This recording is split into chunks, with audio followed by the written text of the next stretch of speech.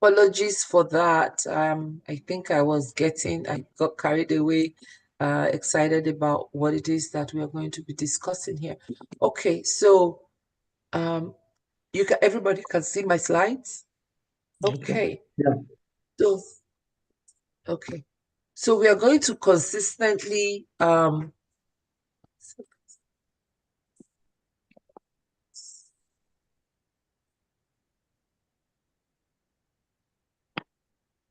give me 1 second. Let me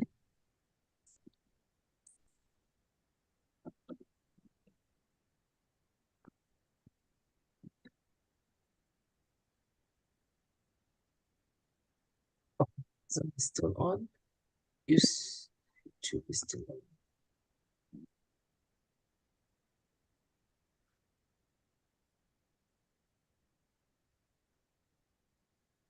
Okay. Okay.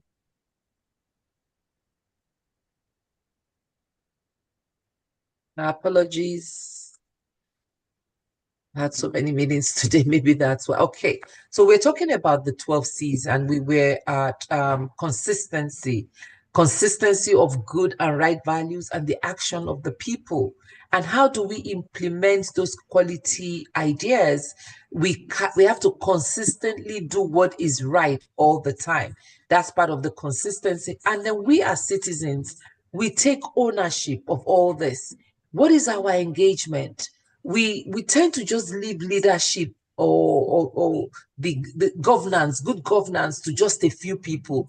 But we, the citizens, are responsible for good governance. We are responsible for making sure that those that we elect in office do the right thing by us.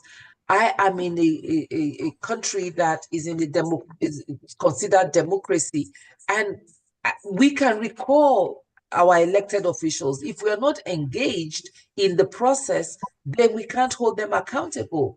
How do we participate? How do we show up on issues that relate to the country? Do we have town hall meetings with our local chairman or to chair people? Do we take initiative to ask questions about the projects that are in our neighborhood? What is that progress? Do we even know our rights to it? And then how do we communicate? How do we communicate our challenges? What is our mode of communication? Are we just yelling and shouting, or are we being strategic and effective in communicating with those in authority, even with our society? How do we rally people around in our community to communicate issues and get their buy-in so that we can move forward? What is our creativity? You know what? How creative is this nation? We know Nigerians are very creative. If you look at our fashion industry, our music industry, but it has to go beyond the shallowness. Our creativity in empowering the least of us. That is part of how the greatness of a nation is measured. These are just 12 C's, and of course, it goes more than that. But these are fundamentals that every great nation should have. So a culture of governance based on innovation and sustainable public policies and practices driven by citizens' engagement and inspired by the principles of transparency, accountability, and participation that fosters inclusive growth and sustainable development. I'm going to stop here because I don't want to be a talk. I want us to be engaged because you are going to be taking this on. What does this statement mean to you when you are going to, if you're going to share this with your community? What does this statement mean to you? You can just share. Can I go? Yes, go ahead. Okay. Yeah. For me, what it means is that if I am in a position of authority, the way to achieve good governance is to make sure that I engage people, I listen to them.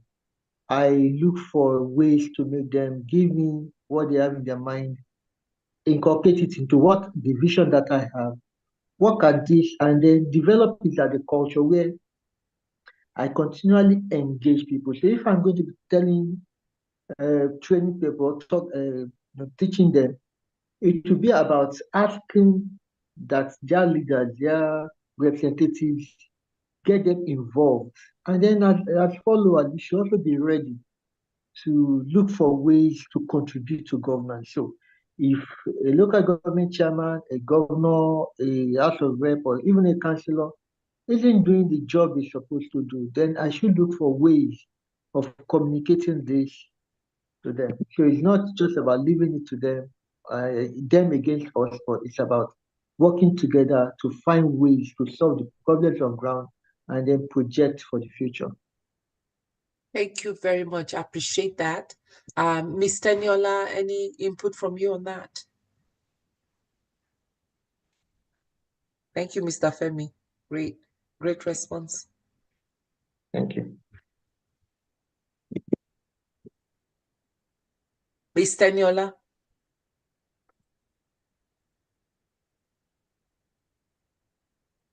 Is Ms. Teniola there? She's okay. All right. We if you're going to do this, we need you to be present. If you're going to be doing, because you have to participate. Because if you're not present, then you can't get the training and you won't be able to share this information. Mr. Niola, are you with us?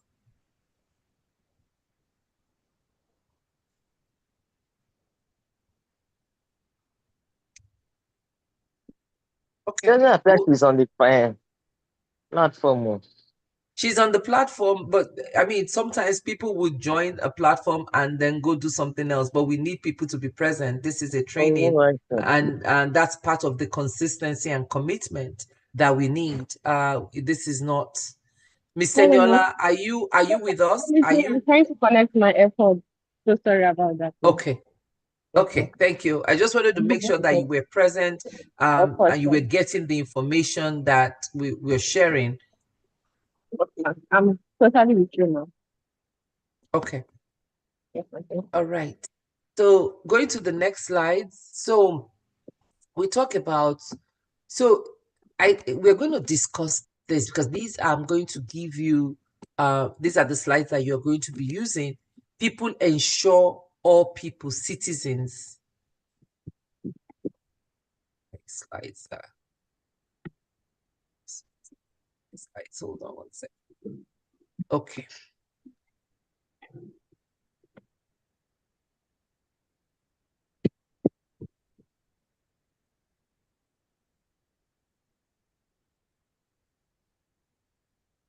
Okay, this is better. Can everyone see my slide? Yes. Okay. So people ensure all people, citizens, can fulfill their potential in dignity and equality in a healthy environment. This is part of our responsibility as each other's keepers, as each other's neighbor. You're in your office, whatever role that you are, whatever role you play, part of your responsibility to the citizens is to ensure that you identify the potential and that they are given the opportunity to maximize their potential or fulfill their potential with dignity, with equality and inclusion in a healthy environment. So it's not an environment that it's not a hostile environment that where people are not free to be able to express their innovation or their ideas. They feel equal, they are included in decision making, and then they are allowed the opportunity for them also to exercise their competency and contribute to nation building. So the planet protection of planet from degradation through sustainable consumption and protection and sustainable management of natural resources.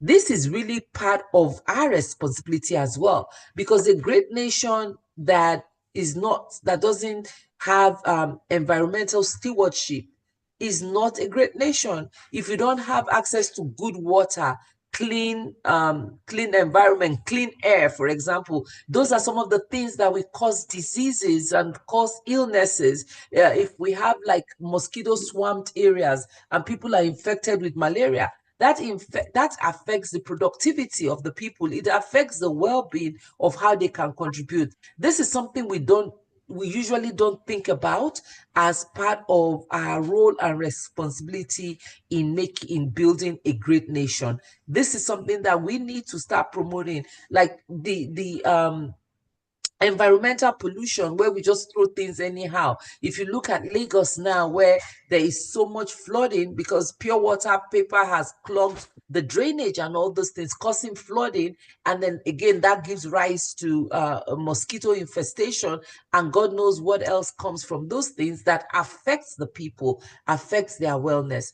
Prosperity: ensure that all human beings can enjoy prosperous and fulfilling lives, and that economic, social, and technological progress occurs at all levels. Not everyone is going to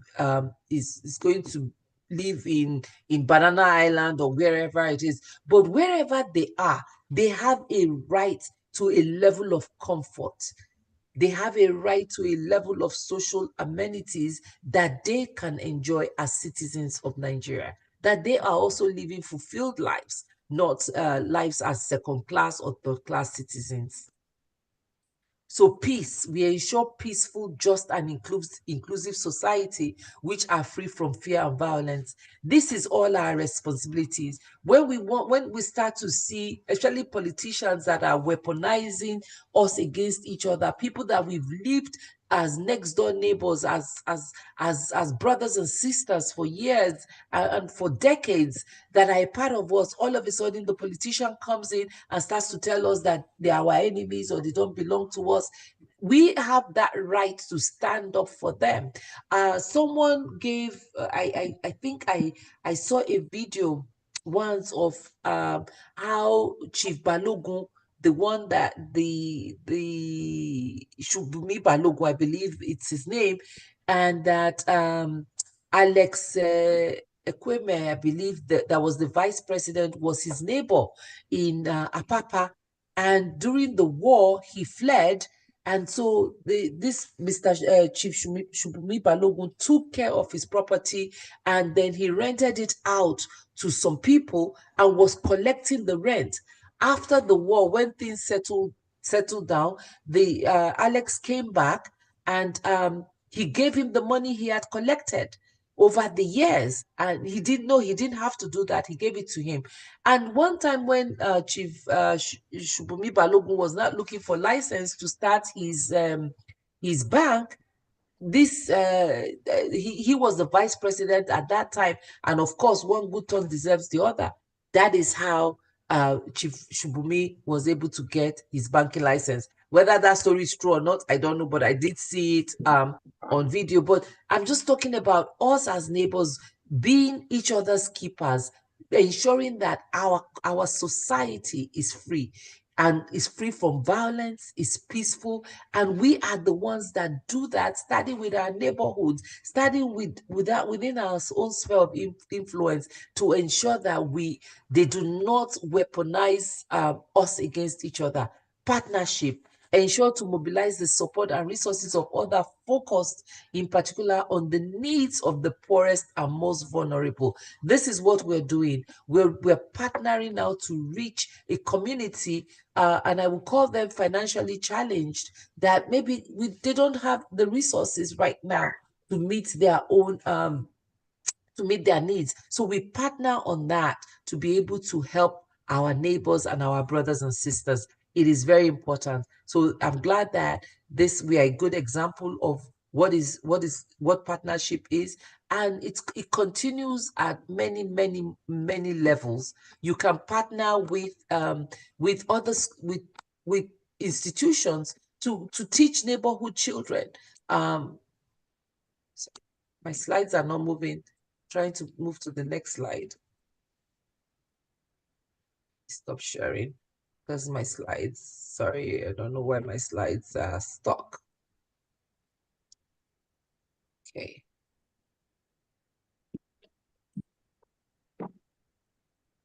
Okay.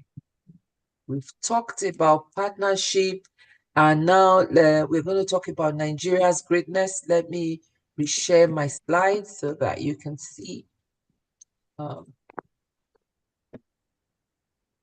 So talking about Nigeria's greatness, open government, citizens' responsibility, citizens' leadership, education about leadership.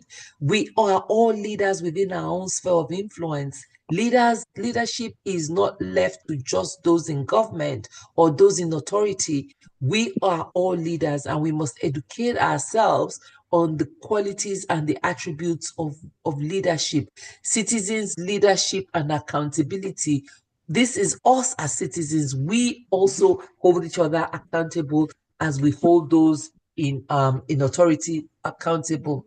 Data and transparency. How do we ensure transparency? And that's by gathering information. We have the data to support what we're asking for. If you're going to your local government chairman to ask him questions, you go with information, you go with facts. You would have done your research. If they were supposed to have installed, and just using 5 boreholes, for example, you have to make sure that those 5 boreholes are installed and you have the data to support it. If it's only 2, you go to him and say, this is the information I have. It's only 2 boreholes that have been installed in this area. So this is part of what that transparency is a critical component of making a great nation. Institutional, organizational networking. We've been talking a lot about it. ALG, we at the Africa Leadership Group, we're constantly looking for organizations to partner with. Our guest speaker today talked about that. We are involved with a group of other organizations, and we call ourselves the Coalition for Participatory Governance, where we have right now, I think we have about 10 organizations that have come together to share ideas and strategies of how we can build our nation. So what we do, what we can do, another organization will leave that to us. There's a saying that says, if you want to go far, you go alone. But if you want to go strong, if you want to go fast, you go alone. If you want to go far, you go together. So that's why networking is very important. Community empowerment, which is part of what we are doing. Our communities have to be empowered. They have to be empowered with the information and the resources they know to be active citizens in ensuring good governance. How do we deliver services? It's not just government services. How is the local healthcare delivering their service to their constituents? Is it with respect, with dignity, ensuring that the needs of the community are met and they are serving the most vulnerable? Citizens' leadership and servanthood. This is something that we need to preach. We need to learn how to serve. Everything is always about what I'm going to get from it, but you cannot be a leader if you're not serving. We have to promote what servanthood means. I'm a Christian. Jesus Christ taught us that you have to first serve. And in every religion is about serving. It's about serving the most vulnerable. That is the mindset that we need to have. How do we serve? It's not about what I get out of it. What can I give? And I always use this, I always give this example. I have seen people who give of themselves. They never lack. Those that serve are probably the most fulfilled people. I was just having a conversation with Ms. Bumi before this came, and I was talking about how busy I am on Thursday. And she goes, you won't be happy if you're not doing what you do. And that's part of what God has called us to. We have to serve. We're put on earth to serve, to fulfill a purpose, to serve each other so that we can build a great nation. Planning for greatness involves several key elements. The vision. A nation's greatness begins with a clear and compelling vision. Where are we going as Nigerians? What is our vision for a great nation? And the vision should be inclusive. It should be forward-thinking and inspiring. It should reflect the aspirations of its citizens and provide a roadmap for the future. What is our vision as one Nigeria? We want a Nigeria that works for all. We want a peaceful, inclusive Nigeria. We don't want a Nigeria that discriminates based on tribe and religion. We don't want killings in Nigeria. We don't want a religion we don't want a nation that is oppressive. So we as Nigerians, what is our vision for Nigeria? It's not for us to be the ones that rule and everyone else is beneath us or is being suppressed. So we have to plan for that. And it starts with our community. Your community, what is your vision for your community? You want to be that flagship of inclusion, of equity, of justice, of peace. I remember growing up, our neighborhood, that was what we were for.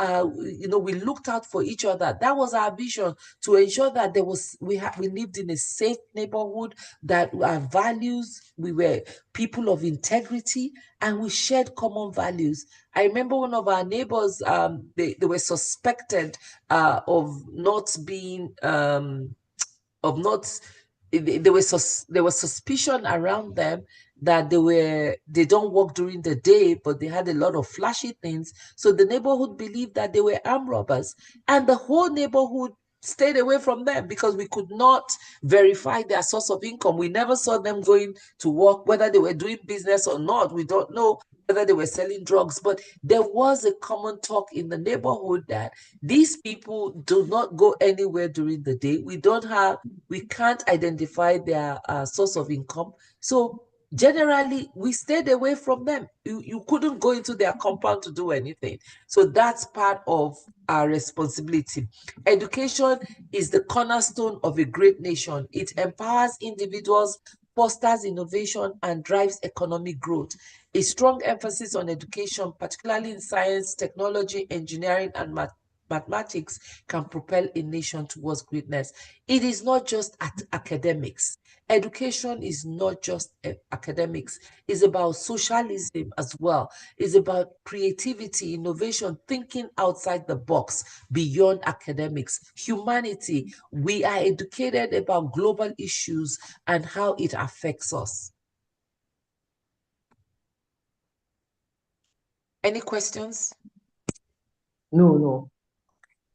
So this is citizens' responsibility. R for respect of others and the rule of law. Education, awareness of the issues. We have to be aware of what are the issues around us. We're sensitive to the needs of the vulnerable. And it's not just in terms of money. It is in terms of, resources and opportunities as well. We're sensitive to that. We participate in the political process. Again, it's not just to go and vote. It's also to be aware and to hold your leaders accountable. Voting is one day. You go vote, but how do you participate throughout the tenure of those that you have elected in office? You don't vote for them and then go sit back and then wait for the next 4 years. You have to be actively engaged and participate in the process. Organization of concerned citizens and group, similar to ours, Africa Leadership Group, Tri-Africa Empowerment Foundation, and so many other advocacy groups that are trying to promote good governance. Again, we talked about networking with community stakeholders. That's part of what we're doing. And then if you know other communities that can benefit from this, we keep passing on the light, we keep passing on the torch, and keep taking this to the four corners of our nation.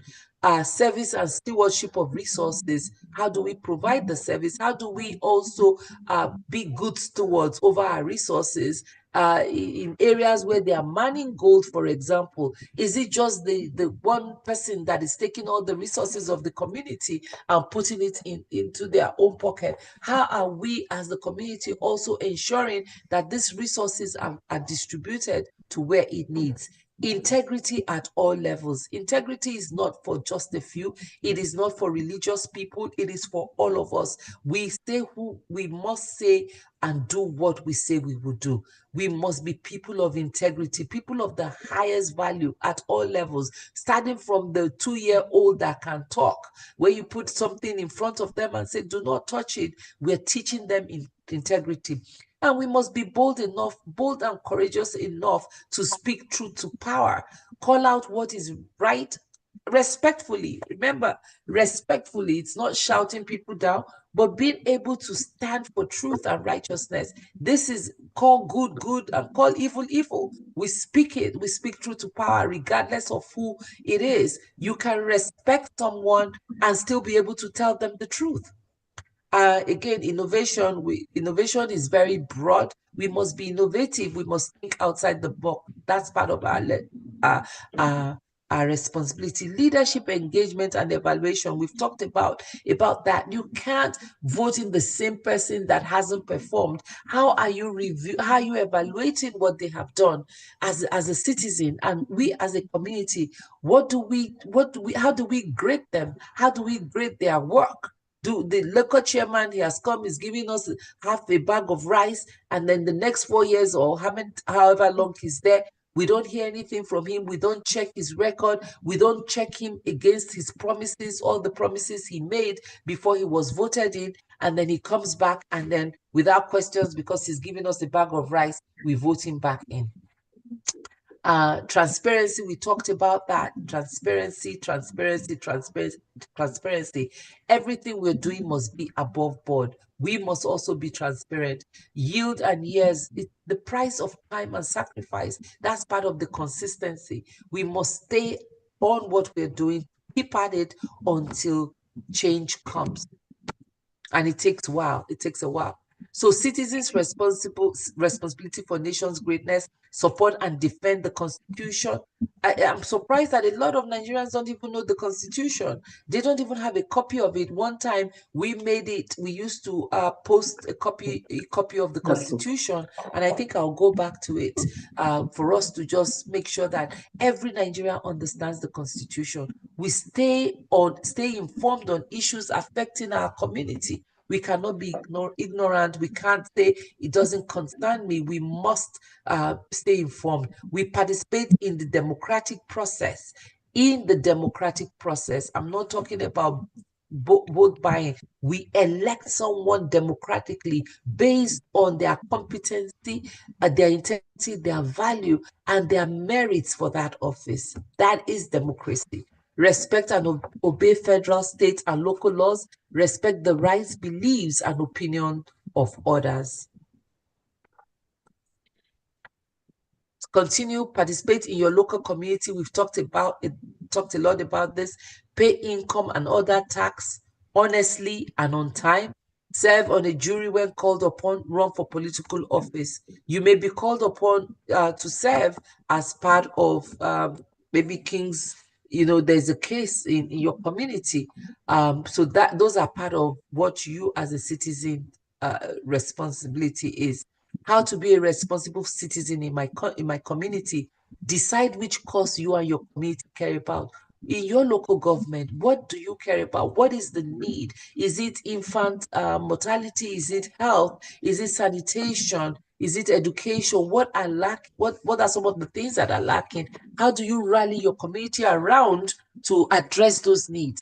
Identify the skills and knowledge in the community and what you can offer. Mobilize like-minded citizens and form a cause group. Develop a plan of action with specific targets and timeline.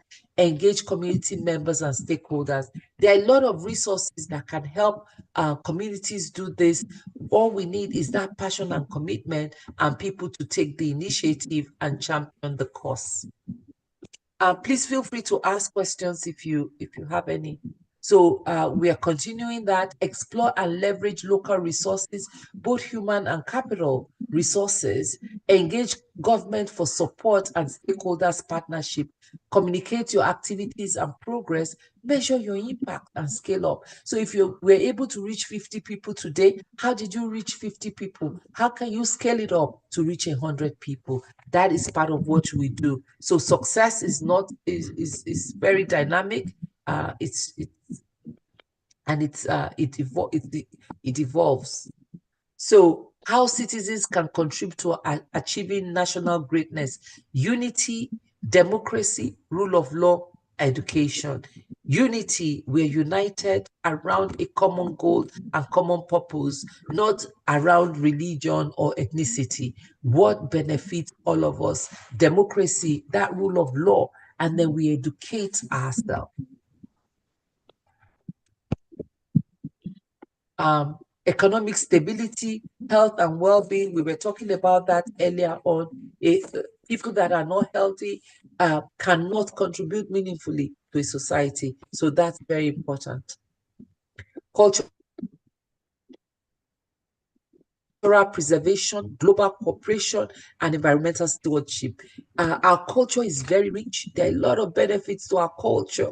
Integrity is something that our culture taught us until all these things came in. You know, Yoruba people say and it's in every tribe, every culture has that integrity that they promote as part of their flagship. Active participation in democracy. Education is lifelong, and learning, community involvement, and respect for diversity. Can you tell me what respect for diversity is? What is respect for diversity? What does that mean to you? Okay. Do I go first? Yeah, yes, the floor is yours. Okay. No.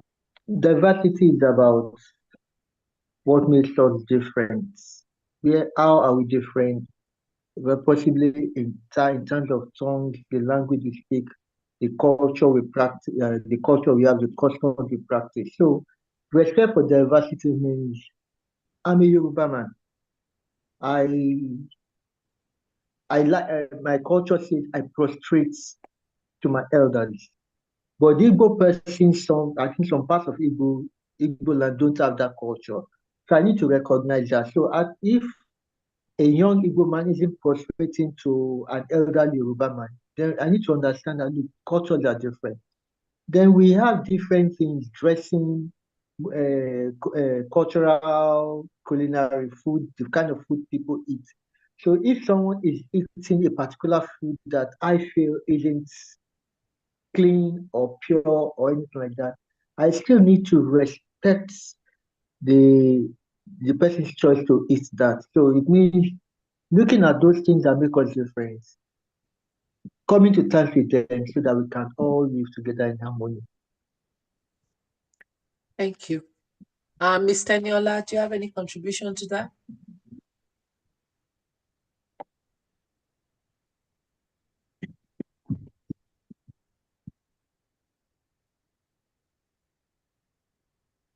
Yes, Mark. Good evening, everyone. Yes, it's being able to tolerate each other's differences when it comes to cultural values, the way people live, the way people interact with each other. Try not to be irritated by our differences. Just like Mr. Udiago has said, you can have a particular food you don't like, you have to respect people's culture. And you don't have to bash people when they are not doing things the way you expect it or the way it's done in your own culture. So it's just respecting other people's opinion about things generally, not just about cultural values.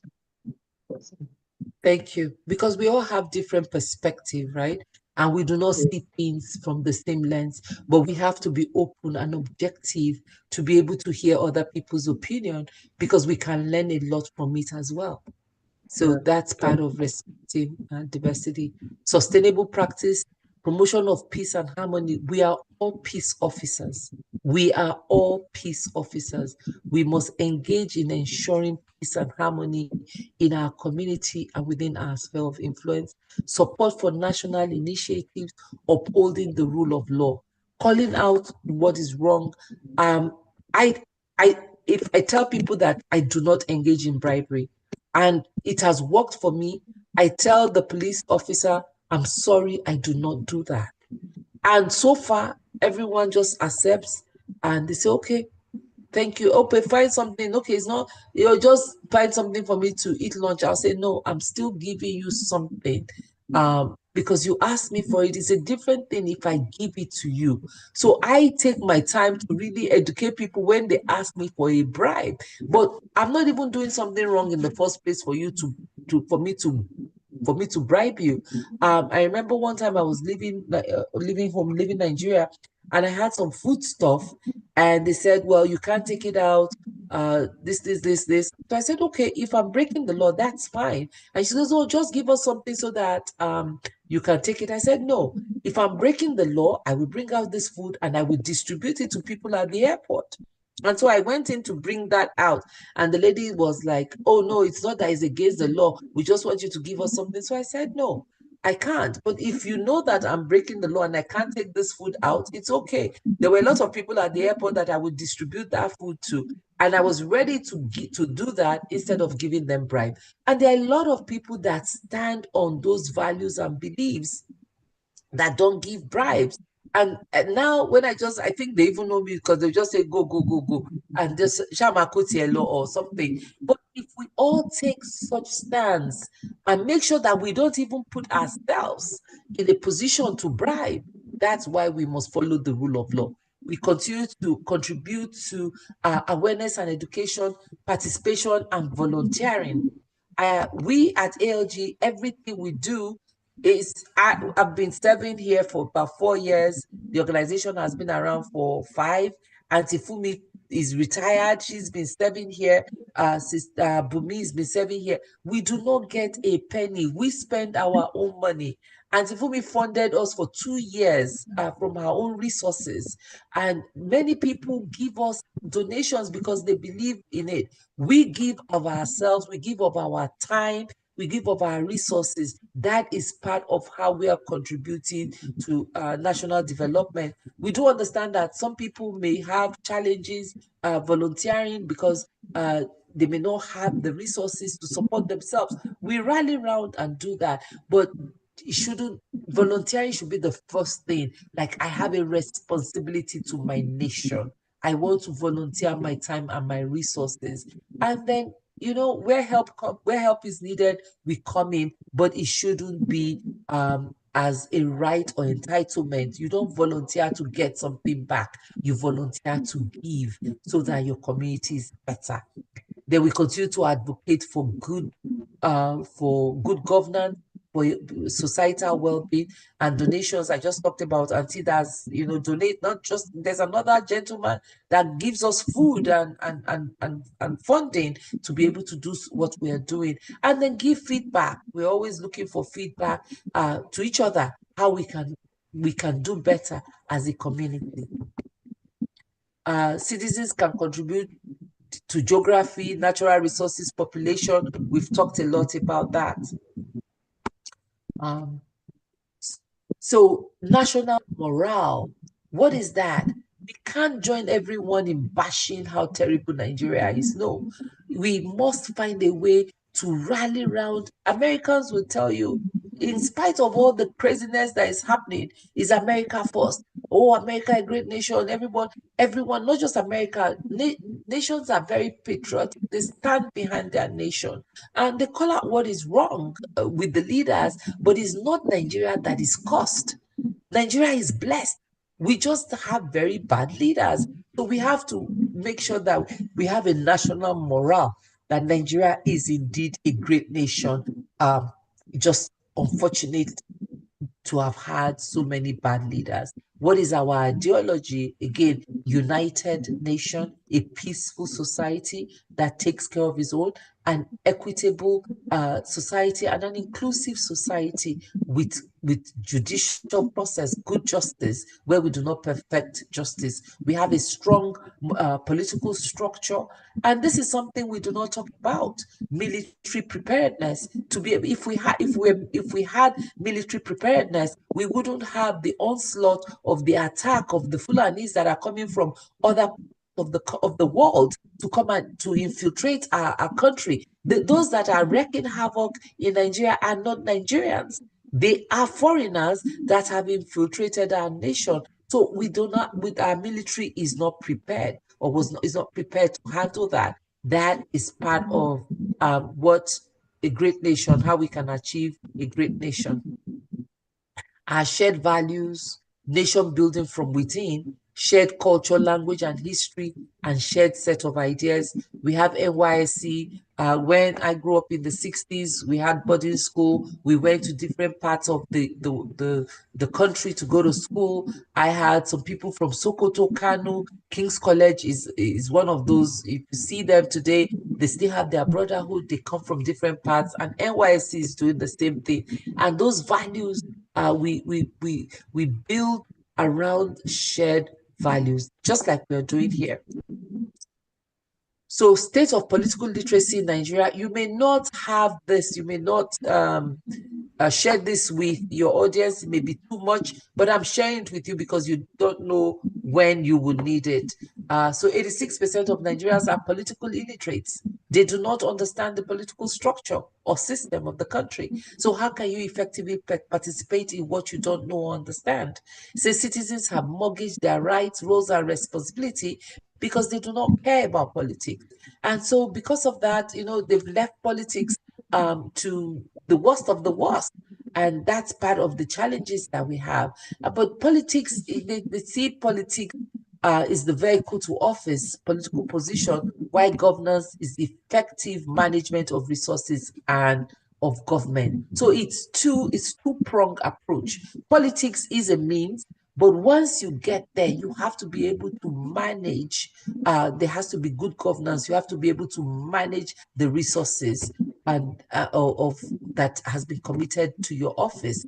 Citizens need to know what the Electoral Act states and demand compliance. We don't know what the Electoral Act says. I was talking about the Constitution. This is how we can hold people accountable and ensure that we understand what the rules are and the terms of engagement. Without that understanding, we can't hold them accountable. So there's a wide gap between government and citizens, total disconnect. It's like they are there, we are here. But we are the citizens are the ones that need to bridge the gap. Call for town hall meetings, call for society, a communal visit. If they come to us during election, why can't we go to them during their office? We are the ones that have put them in office. So we need to organize and find ways to have, whether it is quarterly town hall meetings with our elected officials. These are the things that we need to do. Poor political knowledge by federal, state, and local government officials, resulting in ineffective legislator performance. We don't even ask them questions about what they know. When people are coming to vie for office and their campaign, we don't ask questions about what they understand about good governance or even the law of the land. We do not ask those questions. And those are some of the things that we need to start engaging them and ensuring that they understand the laws of the land and they can uphold it. So we need to challenge viability of federal character vis-a-vis moral character, commitment, capacity, and competency at all levels, both federal, state, and local government. Any questions or comments? No, I'm good there. Thank you. Okay. State of political literacy in Nigeria is continued. Low emotional and cultural intelligence, political and public service of leaders and citizens alike. We are greatly affected by our practice of politics and governance. The Abuja federal syndrome is like Abuja state of mind. Everything is in Abuja.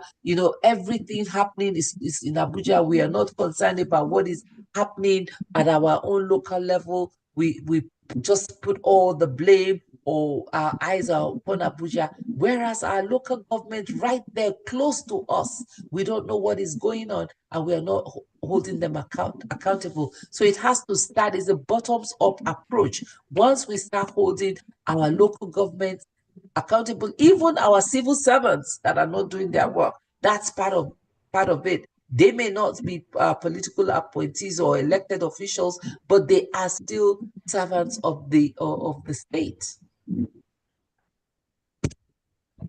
Grassroots, with or without knowledge, cannot change electoral outcomes, but mass influx of educated, enlightened, and empowered citizen membership and participation in political parties can. That's what we are trying to do here. ensure that people are educated, people are well informed. We are starting a class, a training on training for political office. That's going to start in September. And our focus is on the youth because they are the future. And so this is how we are going to keep infiltrating the political class and changing it from within. Concerned and committed citizens must understand how to use the power of citizenry, that citizen-centric advocacy, to effect changes in policy making and effective governance. Part of what we are doing here is this citizenry advocacy. We are committed to the cause. We want to engage each other, and we want to make sure that others are in line with this. Political party membership and participation help make vote count and change electoral outcomes. True politics and governance is not based on age, gender, education, or religious affiliation. Education of voters with citizens' membership and political participation can improve electoral outcomes. Politics will always affect you, and you are only as rich as people around you. And that is so true. We already see that. You are only as rich as people around you. And politics affects all of us. I used to say, I'm not a politician, I don't want to do politics, but we are all politicians, and we must, when I mean we are all politicians, we must care about politics that affects all of us. Okay. Constitution, tribes, cause of amendments, politeracy. Political literacy is a set of abilities considered necessary for citizens to participate in a societal government. If they don't know how the government works, how can they ask questions? If there's no critical thinking, how can we evaluate who is doing well and how they are impacting our community or our society for good? Okay, we talked a little bit about this. Citizens process, which maintains that citizens have the right to access documents and proceedings of the government to allow for effective public oversight. Do you know that there are a lot of information about the government online, about local government, about their budget, about what they are supposed to do, but we do not take the time to research that and know about our local government. Transparency, this is part of what we talked about. Integrity of data, what is the source of it? We must make sure that it is authentic and it is not just for show. So accountability, stakeholders participation, simplicity. We also, these are some of the principles of the data. And Budget is a very good organization that has been doing a lot of work in this space, making sure that the budget of the local government, of the federal government, the state, is available to every citizen to look at and understand. So we're calling for open government, website integrity, fiscal responsibility, and procurement. How are they procuring services? What is their process for it? Is it an open process? Can I get information, or do I have to know someone who knows someone for me to be able to get something? This is part of what we are calling for open government. And it is possible. It is possible. It's happening everywhere in the world, and it can happen in Nigeria. We have access to information, anti-corruption measure, participatory audit, and whistleblower policies. Citizens engagement, we've been talking quite a lot about that. And then, do we have an opportunity for us to complain about what is not working in our community? That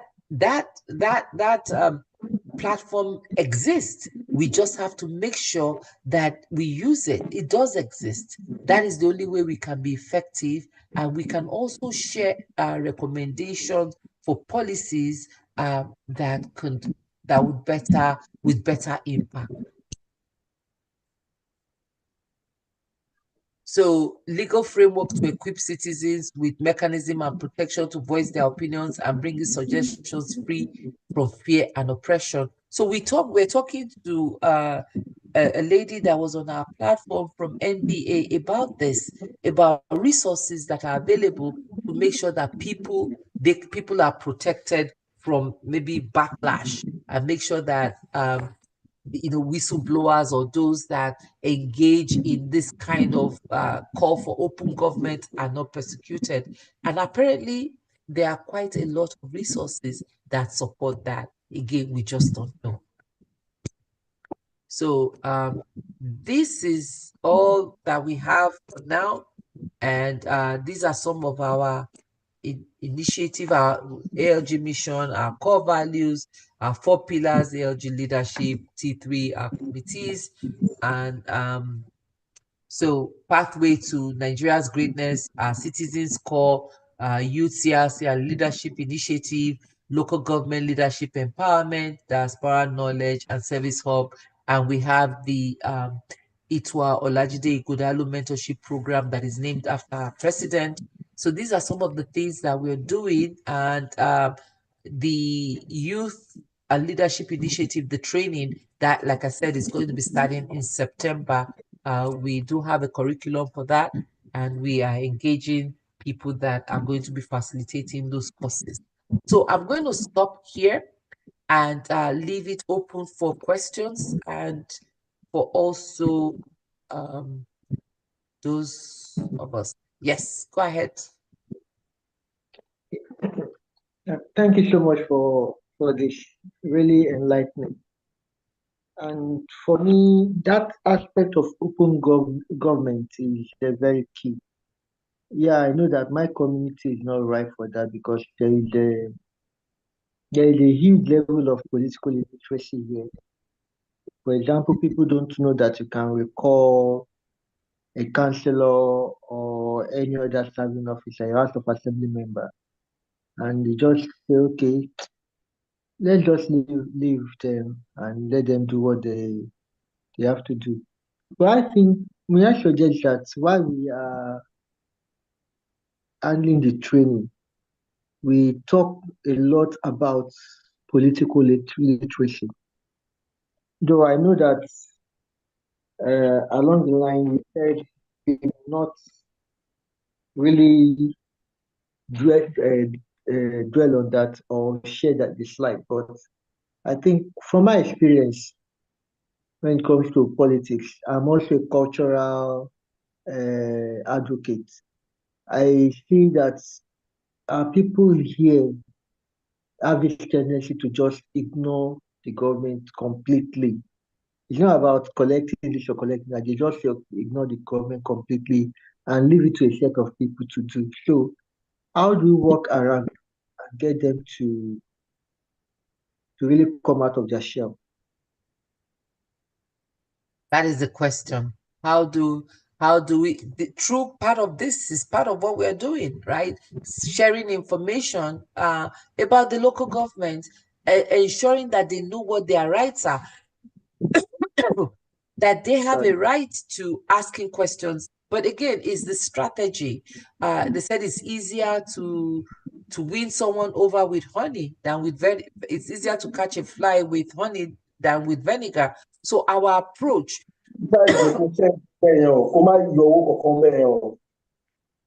Ní yọ owó ń bẹ̀ yẹn o. So it's our strategy of engagement that we also need to work on, and education. This is part of why we are doing this, making sure people are informed.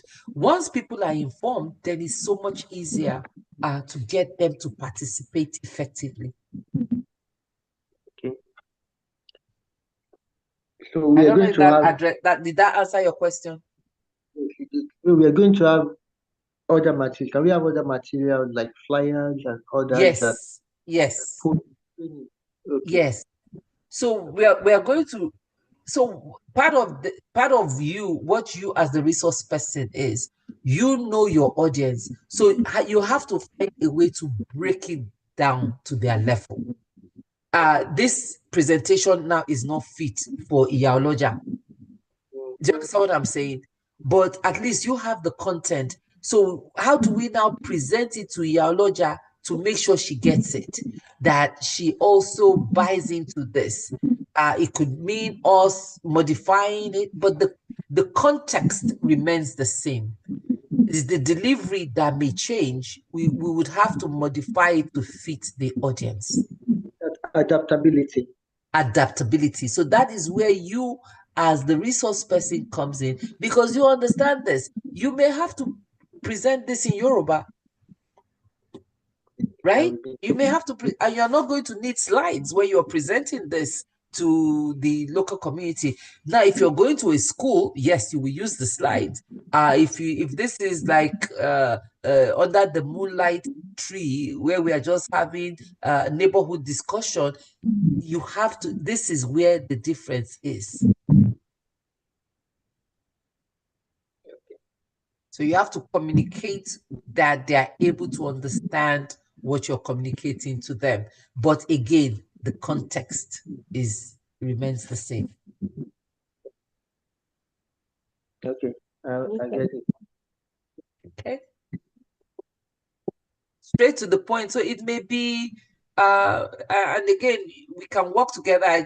We can, maybe if you have some ideas of how you want to deliver this, you can reach out, we can, discuss it. But you are the lead, you know that audience, but you just make sure that you present it in a consistent manner. Yeah. Yeah, I think what I will try to do between now and the day of the training is to translate some of this concept into Yoruba. Okay. Yes. I can see if I can do that between now and then I can also have it as a PowerPoint presentation. To them? Not all the content, just the key aspects. Yeah, maybe like 3 slides. And even if it's handbill, we can give it to them in handbill. Yeah, we can condense it into a few slides, important slides that we want them to know, and translate that into Yoruba and give it to them in handbills or handouts.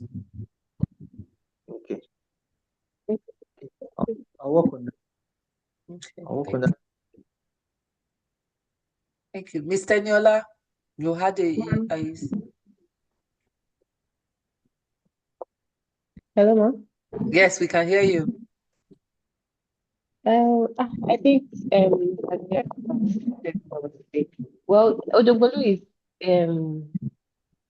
a kind of community where I notice they don't really partner with themselves when it comes to politics. They have this sense of bitterness, like pulling the two, especially these two parties, APP, PDP stuff, pulling the two of them together, make them understand their civic rights or know what the governance is about. Everybody here is just after what I can gain personally from this present administration. They're not really after what this administration has to bring to them or what they stand to gain from that particular administration, as long as they are benefiting directly.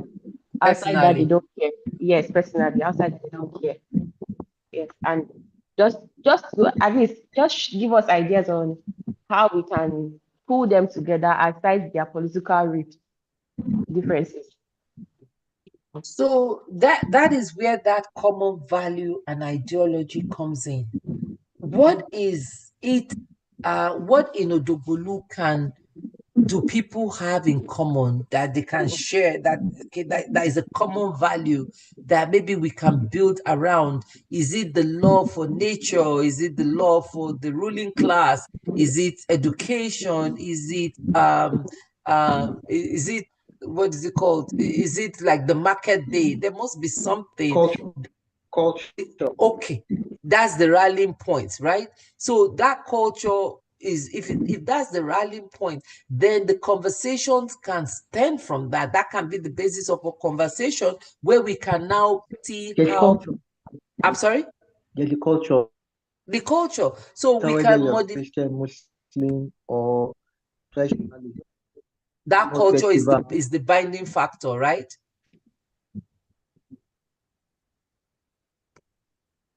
I didn't hear you, sorry. Mr. Yes, Femi, you were saying.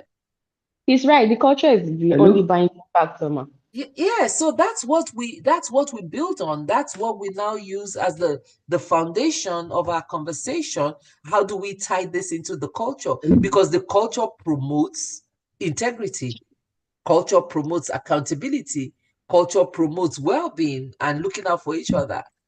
So you have to, since you know the culture, you bring out those key elements of the culture that can be woven into this to deliver the message.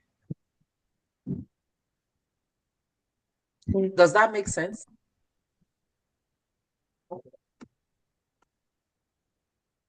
Hello? Yes, ma'am, that it doesn't.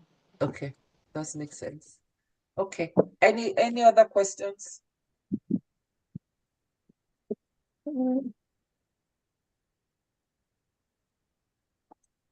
Okay. Contributions from Auntie Fumi, Auntie Joke, Auntie Fumi, and Honorable Taiwo.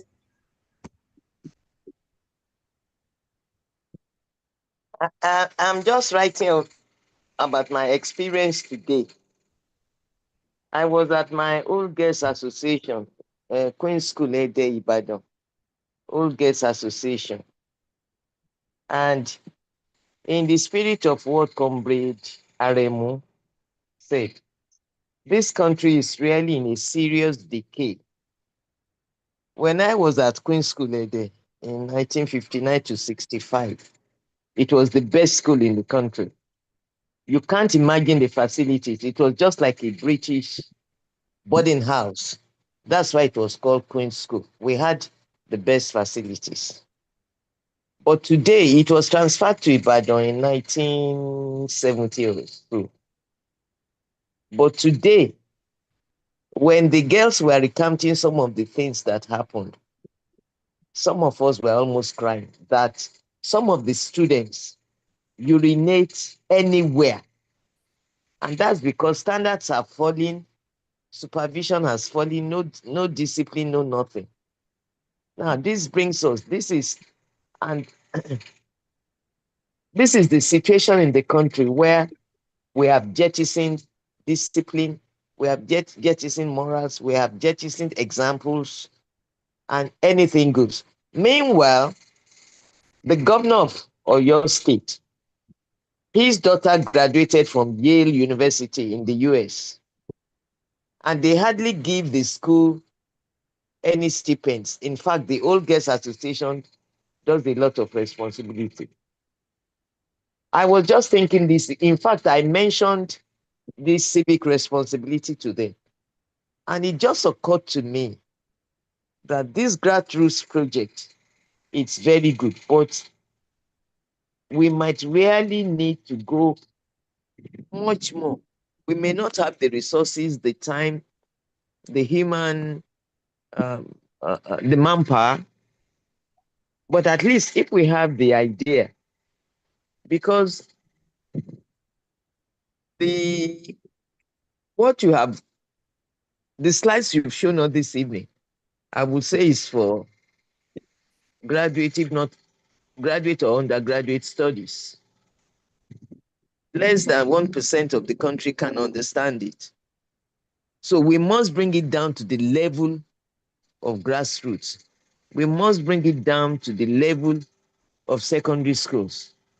I think somebody did mention how, or you said, you advised how it was going to be translated so that it can be useful at lower levels. It's a lot of work. I know you are doing a lot of work. You are handling a lot of responsibilities. And we need more Nigerians to be selfless, to volunteer, not only by word of mouth. Averagely every week you have about 70 people at those series. I wish we had active volunteers who can help, because as everybody says, both Nigerians are not Nigerians. It is only Nigerians that can change Nigeria. Foreigners are not going to come to help us to change Nigeria. I wish I could circulate something, Professor Lumumba. One video, Professor Lumumba is going around the platform Jumoke, I think I've sent it to you, have I? I'm not sure, Auntie. I don't know if I know I watch him a lot. Because where he was comparing Nigeria with Qatar. Oh yes, I've seen that. Yes. Uh-huh. And he's saying that it's Nigeria's fault. It's everything is our fault. It's dawning on many people, no matter how you japa or whatever you call it. People are trying to come back home now. Because unless we create the right environment here, we are not going to be where we should be. The point is, the people who have cornered this country, the people who have captured this country, they are not even up to 1 million. Yes. They are not. They are not up to 1%. Uh-huh. But because we are so helpless, we are so nonchalant, we are so lackadaisical, that's why we are in the state we are in.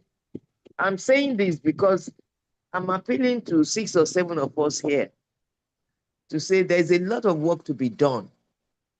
And then Auntie Jumoke is doing a lot of work. Some people are doing a lot of work. But sometimes on some of these platforms, we talk more than action. What Nigeria needs now is everybody being active in his or her own sphere of influence. Mm-hmm. You know, I mean, when I sometimes in the night I just get up to write down things, and I disturb Jumoke a lot. Can we do this? Can we do that? All of us must, all hands must come together to salvage this country. I mean, I was privileged. Jumoke, did I circulate also when the free education was launched in the Western region? Did I circulate the video to you? I believe so. Yes, Auntie. Uh-huh. And I was telling them at the Old Girl Association reunion today, many were complaining about the students of today. I said, what are you talking about? When I was admitted in 1959, we were the first set to be admitted at the age of 12. Before us, people entered secondary school at 16, 18. And people who entered, they were from very poor families. But when the free primary education was started in 1955, Chief Awolowo said that all the party leaders must withdraw their children from private schools and all of them must go to the public school. I was withdrawn from Children's Home School Ibadan and I had to go to St. James's, Okebola. And I said, look, all of you are seated there. Your grandmothers were from, as my own mother was primary 3. Your grandmothers or great-grandmothers were illiterates. So unless you do something for your society to change things, there's no point laughing or abusing people. We must indulge in literacy campaign because in Ibadan now, they are not using merit so much for the admission. Most of the admission is coming from Akpata. I don't know, you people may not know Akpata Ganga in Ibadan, where the people are basically illiterate. I said, so what? When we entered school, most of the parents were illiterate. So we need to go back and campaign on the need for female education. There has to be an illiteracy campaign. And this evening, I've told the various executives that part of your mandate must be this literacy campaign. I'm saying it here because the slides that Jumoke has shown us are very good.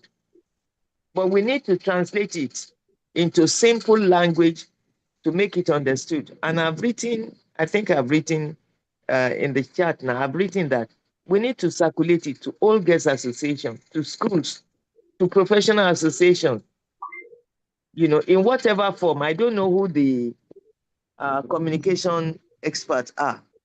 Videos and things. Somebody did say about handbills and things now, flyers and things. We need to. Nigeria is in crisis, and all of us are affected. So, well, Jumoke, there's a lot of work that has to be done. So more hands Yes, have ma'am. to be on deck. All hands on deck. Yeah, at Mm. least the beautiful thing is at least we've started. We started one by one, and I hope this grassroots thing can catch up. yeah, this What yes, about this Mr. Jaizo na at Akute? I hope he's not dead. no, I'll follow up with him. Yeah. So Uh-huh. yeah, at least we're starting off with this two, and Mr. Femi had said he would translate it, and then we'll simplify this, and then we'll take it from there. Uh-huh. It's a lot of work. It's work in progress, and we are committed to it, and then we'll just keep refining as we go along. So Yes. that's the And we have to rely more on the youth corpers. We have to keep them engaged in hundreds and send them yes, out. We send yes, we them have out. them. Look at Yes. how they supported us at Alimosho when we went to, is it Alimosho we went or somewhere? Yes, where they try to Almost, hijack, yes. almost about 15 of them were with us. If we can get them in hundreds and send them all about with their We have a stipends, pool of them. We have a pool uh-huh, of them. Even this we one, need them in yeah. hundreds. We need them in hundreds. And let us keep them engaged. Okay. All right. I know time has gone. You've spent Hello, ma. so yes, Please, go something ahead. came to my mind. Something came to my mind when Grandma was talking. In those years, whenever we're going to school in the morning, what do we hear on radio? Iṣẹ́ lògùn iṣẹ́ ọ̀rẹ́ mi. Exactly. Múra sí iṣẹ́ ọ̀rẹ́ mi. They will be blowing it in your ears.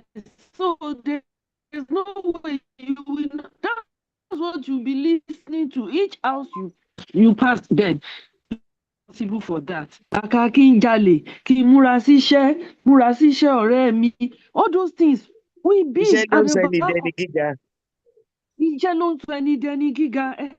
Oríṣiríṣi nǹkan bẹ́ẹ̀ yẹn ni wọ́n máa sọ lórí rédíò láràárọ̀. So ìyẹn máa wọnú ọpọlọ wa. Òun ló jẹ́ kí àwọn grandma mò ń sọ Yorùbá tó rẹ ti encourage Yorùbá mà. So ìyẹn ló jẹ́ kí ó shape wa bákan. Ó ń shape wa pé so kàkà kí n jalè kí n kúkú ṣẹrú ó kúkú gbogbo àwọn nǹkan bẹ́ẹ̀ yẹn gbogbo ẹ ti lọ tó ń sìn. When you wake up in the morning on radio, how many people go to radio more? Even on radio now, it's music. I used to tune in garden to my local Ogbomoso radio station, and they will be playing music in the morning. I say, ha. In the morning that these children are going to school, they're supposed to blast all these moral things. So I want ALG to look into this too. We can sponsor radio jingles in local languages. This will go very far. Yeah, yes. This I think if you guys, this is part of the thing, but because of time, I want to just be mindful of Mr. Femi and Mr. Niola's time on the Odogbolu. Miss Adejoke, you and Auntie, you're right on the money. Is one of the things she's been promoting those jingles. So, but we can discuss it offline on the next steps for us. Thank you. Yes, go ahead, Mr. Femi. And Okay, I was going to say that currently I'm running points on art, culture, and toiling for Dubuli local government, and we are trying to set up a podcast. So we've considered all of this, and as time goes by, we intend because right now we know that TikTok is where a lot of the action is. So we are planning 1 minute, 1.5 minute skits that we put there, right? So that we keep including the influence. But this idea of having a radio jingle is also good. We can also put that on here. Maybe when we're having programs, especially group programs, we can play it. So if we can get those jingles, we'll find a way of using them.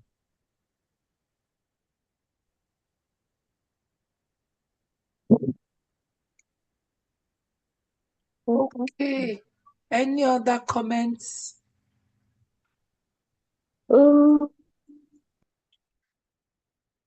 Yes, ma'am. Hello, ma'am. Yes, I can hear you. Yes, mommy. In the course of your teaching, you made an illustration where you got to the airport and you needed to take some food across and you were stopped, but instead of you giving back, you said you rather share the food, but you insisted. But sometimes in the country, once you insist on that kind of thing, you get tired. At the end of the day, you give in to people like that. So I don't know how are we supposed to encourage people to, stand firm? What backing are we going to get I if think we have to encourage people, okay, stand on your right, don't do this. I think it's also your style of Hello? communication. Um, you see, Okay. respect is only the devil that does not respond well to respect. And the way you address people, it's very few that you find people that do not respond to respect. When I'm talking to them, is respectfully. It's like I understand, and I'm sorry, almost to the point of being apologetic. I'm sorry that yes, this is the situation, but I don't want to violate the law. But I stand my ground. Um, I stand my ground. I have another meeting, but you guys please continue. And then yeah, but I have another meeting at 1. We can close now. It's after 9. Oh. Well, yeah, time is gone a bit. Well, it's been enjoyable. So, Yes. Thank you very much, Ma, for your time, ma.